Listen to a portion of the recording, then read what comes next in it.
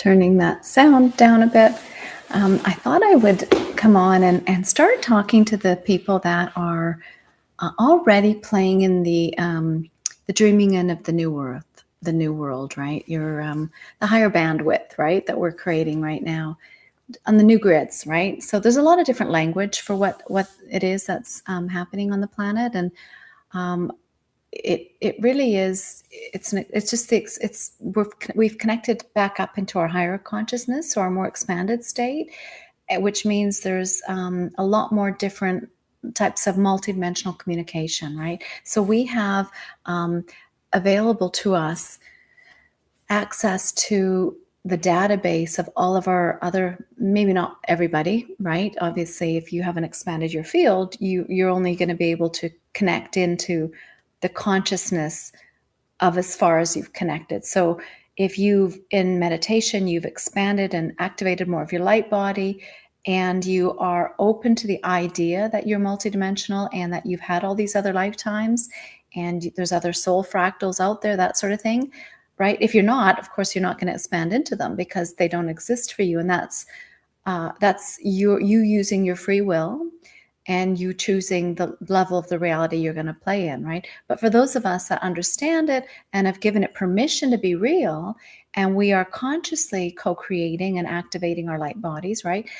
We get to play in that more expanded state. So we have things coming to us that are of the consciousness that from those more expanded states that to some people in the contracted states are just going to think we're wingnuts, right? Because they haven't landed that in their reality yet. And that's why we're seeing such different levels of consciousness play out on the planet, is we have different levels of permissions right now. So now, the way I see it, we're going to reach that critical mass, and it's just, and that's how, the 100th monkey effect, or, when enough people get entrained out there, the magnetics are going to hold that space where it doesn't matter what they want. They're no longer creating from a place of this is the reality. They're going to be in the contracted reality within a bigger, broader, expanded arena. And it might look a little bit discombobulating at first, because and I think we're starting to see that, where there's a lot of people are getting a little confused because what they thought was their reality, they're going to start pulling in evidence where it's not quite what they thought it is. And I think AI is really showing us that kind of in-between world a lot, where we're going to start taking back our outsourcing of the outer evidence. And we're just going to go, you know what, I'm going to manage my world, what shows up for me in the immediate reality, right? That's on me, right? And I'm going to interact with that, and all those things that are showing up in my world, I get to decide the octave that they come to me at. And if I keep deciding that they're bad or good, I'm still going to spin them into a distortion one way or the other. And so every action has its equal and opposite. So if I decide something's really good and I get really excited, its equal and opposite is still active in me. So I'm not saying you can't have any good emotions or any good feelings about things, but you don't want to decide that it was all one thing. This is the trick, is feel really good about it, but don't have it as because there's people that are going to be like, there's every action has its equal and opposite. That's that law of correspondence. So if you are really excited about something, and to the point where you've decided that it's opposite, that where it's not happening, or whatever that looks like, the opposite of it is bad, that's active in your field. I hope that makes sense. So it's not that you are choosing this as good, it's that you've got some decision in there where consciously its opposite is bad. So playing in non-duality and where you're in neutrality and you've collapsed the polarization isn't because you didn't have a great day here, let's say, because that's all great. You can have a really great day, but you have to really be aware and be present enough to know that you haven't decided that only that is good. Do I have an example? Let's see if I can pull in something here. So, okay, let's say you're a salesperson and you are selling something that day. And so that's a good day. And then the days, right, you've decided, you come home and you say, that was a really good day. It's better if you can try to kind of be a little more, the language is a little bit in more neutrality. You can still have the same smile on your face and still be just as excited inside, but the language isn't putting it in a camp of good or bad. Because what has to happen then is, let's say you go to work the next day, but no sales came in. So your consciousness already knows what spin that day is going to play out like, right? So it's and because you had that good day, and the pendulum swings, as we know this, right? So because there's laws of polarization, right? And so the balancing of that energy means you don't have sales the next day. But what if, because your field has decided that non-sales day has the negative spin, that more things that align with your bad day, right, come to you, because now that day you're a magnetic match for all things bad. Because the universe doesn't speak, it's really nuanced, right? And it doesn't speak in terms of like it's more blanket stuff, right? It speaks in flavors. That's why metaphors are really important, right? When you start seeing the patterns there. So if we can practice having really great days, but be neutral around the language, around what's good and bad. I hope that makes sense. So that was the only example that came to my mind. So, but yeah, so that was one of those things around, just practicing being in a place where you can be available for your bandwidth to be playing at that higher octave without dropping, because you accidentally recognize something, and you put a spin on it, on the story. And that's all it is. It's putting the spin on the story in a way, that it's got judgment. That's the thing. That judgment piece, that's the really tricky piece for humanity. And I think that's why it was that first sin with, Adam and Eve, and that whole, the snake and the eating the apple. The apple experience probably wouldn't have been that bad, except that judging it was bad, right? So, yeah, I think you're allowed to eat the apple and enjoy it, and the apple, right? Right? And I'm really enjoying this apple, right? That doesn't have a spin, right? That keeps you still in neutrality, but the enjoyment factor is there still, right? So, yeah, I'm hoping that makes some sense. So it's the categorizing, and that's the negotiations that we do that keep us from spinning. And that's all karma is, right? When you tip into one side, you've got to tip back to the other side. You're basically course correcting all the time. So there's a lot of Kundalini coming through right now.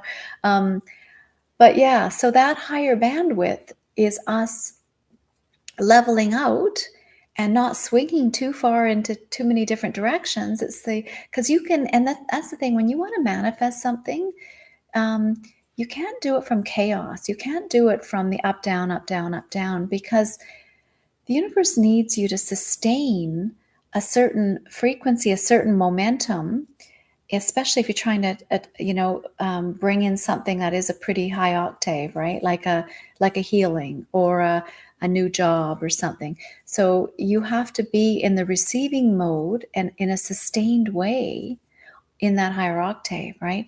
That's not easy when you are playing in the swings, right? And so that takes discipline, right? It takes, not, again, not, I don't even want you judging yourself, right? But just practice being the observer, practice going, like seeing how you responded to that situation, right? You know, and in that moment, when you can see how you responded, go, oh, that's really interesting. I see what I did there. And the more you practice that and you see it, right, um, that becomes a new playground, a new, I call it your observer, right? When you can play in that space, you have more time there, right? And now, when things maybe come into your life that trigger you, and you normally have those old knee-jerk reactions, your observer, when you give it more, I'm going to say airtime, right? It's going to be able to um, halt you from doing that knee-jerk reaction, right? So you won't be triggered. You'll be able to kind of go, oh, that's really interesting, that came in, and just see now that triggering story or whatever it was probably some sort of a course correction, whether you can see the pattern of it or not. That's the thing, right? It's like patterns for me are starting to happen really quick and easy now. Like, it's so funny. Just my husband and I just drove to a little town about an hour north of us today. We had an appointment up there, and it's a city, and we're kind of more in a town. But so yeah, we went to the city today, which is kind of funny. Coming that we lived in a city before, and now we're in a smaller community. But so it's kind of a fun day. But it's so strange. We drive through wine country, which is a beautiful, it's a beautiful drive for us, and it's a gorgeous sunny day. And it was on our way back home, and we saw this woman hitchhiking on the one, left side of the road, and it was strange. First off, I don't know if, like, I don't, in my life, I can probably count how many women hitchhikers I see, and it's not really a hitchhiking area. Um, our little town is, right on the border. So our 5 minutes from my house, I could be at the border of the U.S., right? And so this woman was hitchhiking probably about 20 minutes from the border. So, anyways, so we saw her on the left, and we thought, well, that's really funny. It's not usual to see a woman hitchhiker. And literally 5 minutes down the road, there was a woman hitchhiker on the other side, on the right side. And I said to my husband, oh, that's really interesting how we got to see the balance of that. And I'm sure he kind of went, oh, here she goes, kind of thing. But I shouldn't say that. I know some of the things I'm saying are really landing, because you can't argue with that, right? That it was unusual, and it was such an unusual thing to see two women hitchhikers, but literally within 5 minutes, and balance. Look at all the balancing figure. So this is the figure eight for me, right? That Mobius strip. I work a lot with that and bring all those energies and collapse them back into that 0 point. And when you can play there, I think we'll have faster manifestations. I think we're going to be able to hold and sustain that bandwidth of that higher consciousness without the swings, right? And and collapse a lot of our charges. And I think that's where we will experience our new world. And I've said it might not look much different, right? But it's just our interactions with it, and our negotiations and our feelings around it, right, are going to present a lot differently, right? And they're not going to be as chaotic. We're going to feel a lot more peaceful inside, right? We're going to have a lot more magical moments. And my one hand here in front of me that's strange. It's funny because it's almost like I'm holding threads, and I'm weaving them or something. So I don't even try to steer. Like, I just allow, because I trust there's an aspect of Deborah that knows exactly, this is the programmer in me, that knows exactly what codes and where she's weaving them and what's coming through, right? And it's related to all the different, I would say we have templates and blueprints, and your DNA and genes, and they're all relating to your whole astrological map that you came in with, right? But we're expanding beyond that. So now we're weaving in all the templates. When you expand into all those other soul fractals of you, you suddenly have all the signs of the zodiac sitting at your table. I would say that round table, that your whatever you can call it, your council. People have you know your people have ascended masters or their guides and angels sitting around their table. It really is. There's it could be anything. It's how your higher consciousness presents itself to you. And that first round table is a council of 12, and then each of those beings, we'll say, or archetypes, have a council of 12. And so 144,000 in your higher conscious team, right? Something really is coming in. So, okay. Wow, that was a different one. I say that a lot, but it's just, I'm used to the coding for myself, not as much with everyone else. So, which is really interesting because everyone else has different, I want to say, configurations. Your soul signature, your, through your sum of your parts and your vibrational coordinates, they're all singing notes at different multi-dimensional I'm